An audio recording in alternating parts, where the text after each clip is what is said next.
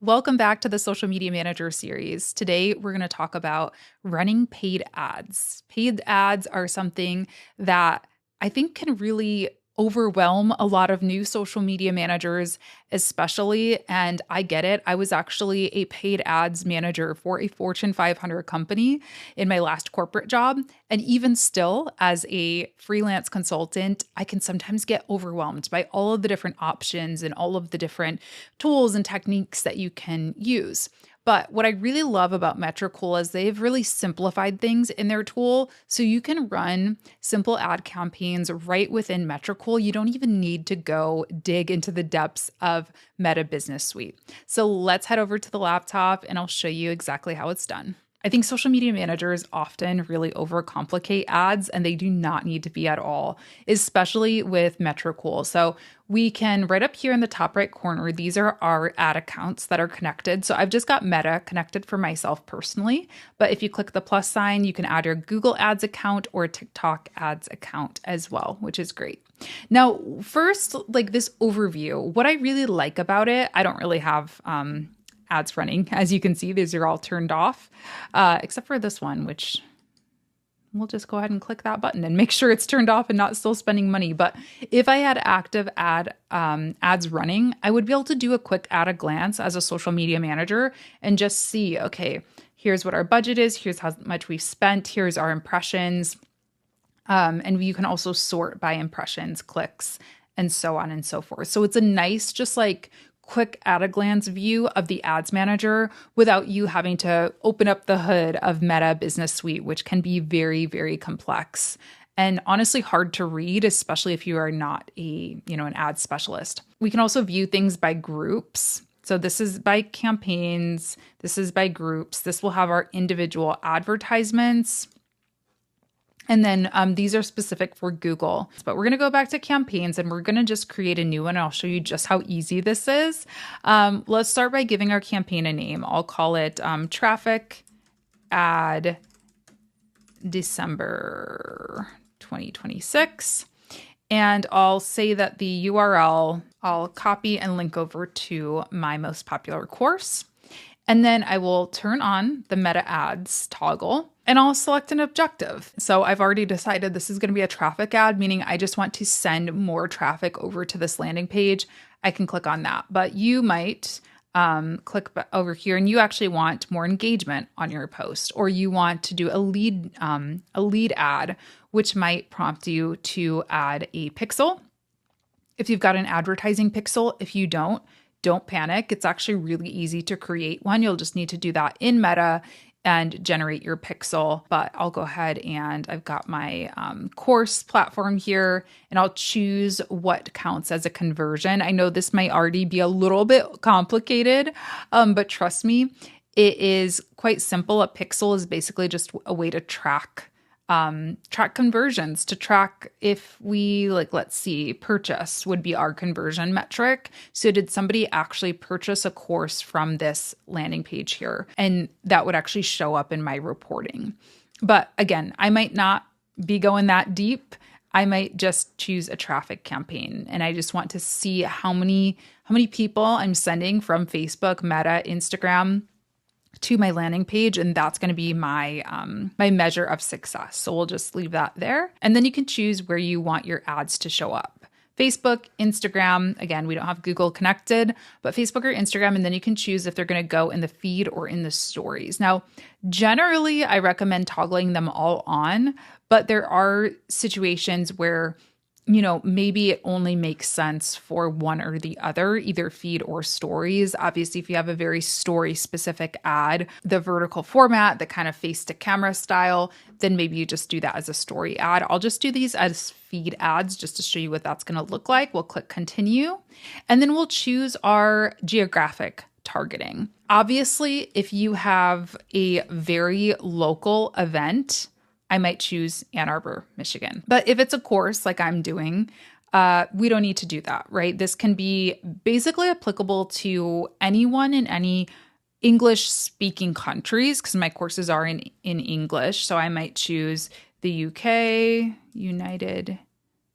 Kingdom, Canada, and Australia. Those are typically the, geos that purchase my courses most often because those are the largest kind of English speaking regions. So we will go ahead. I think we'll leave US minor outlying islands and continue. Okay, and then here it walks us through again step by step. Who do we want to target for this campaign? In this instance, I'm going to target all genders, and I might move this from 25 to 34 to 35 to 44. I'm going to keep it honed in on those age demos for now. I'll watch it. And if I feel like I'm not getting enough leads or the people who are coming through are far too young seeming, then I might expand it from here. But I know that these are kind of the most likely people to purchase from me based on my sort of buyer persona. Again, I think language is quite important. You don't necessarily want to send an ad of somebody speaking in English for a course that's delivered in English to somebody who is viewing Meta platforms in French.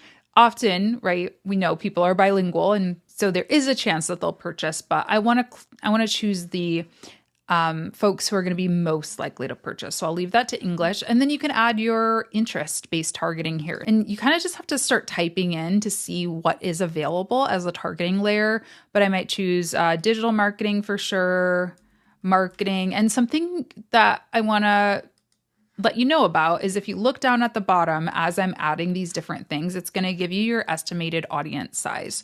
So the trick is you don't want it to be so narrow that there's 1,000 people in the audience, but you also kind of generally don't want it to necessarily be so big that there's no direction that you're giving them. Like if you just leave it to nothing, let's just go back really quick.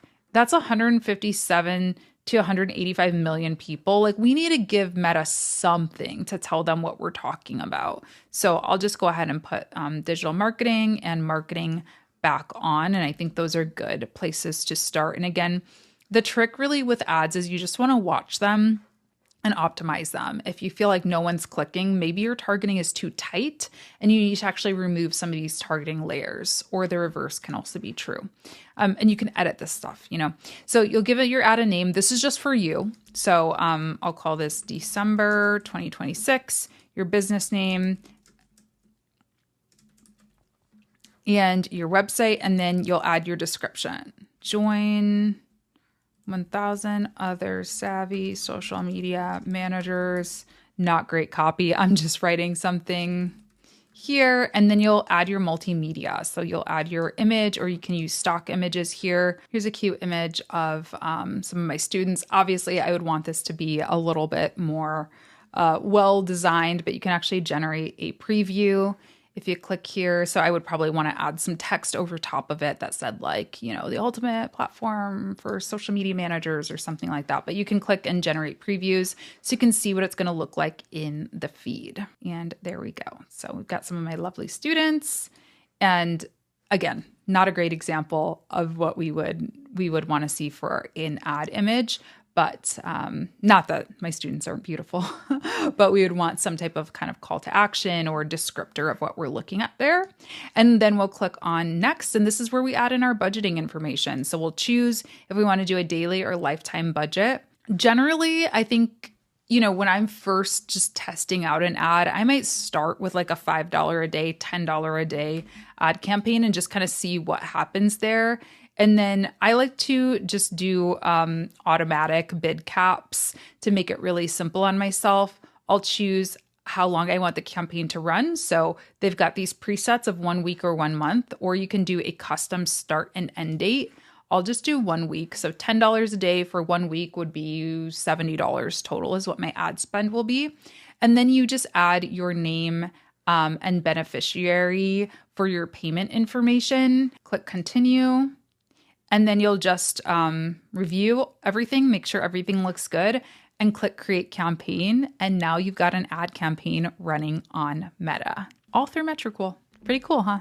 Thanks so much for tuning in to this episode. If it was helpful for you, please be sure to leave me a comment. And of course, try Metricool. You can use my code Latasha for 30 days free on any of their premium plans. They've also got an amazing free for life plan. So I'm going to leave that link down below for you. And I'll be back Friday for the last installment of this series.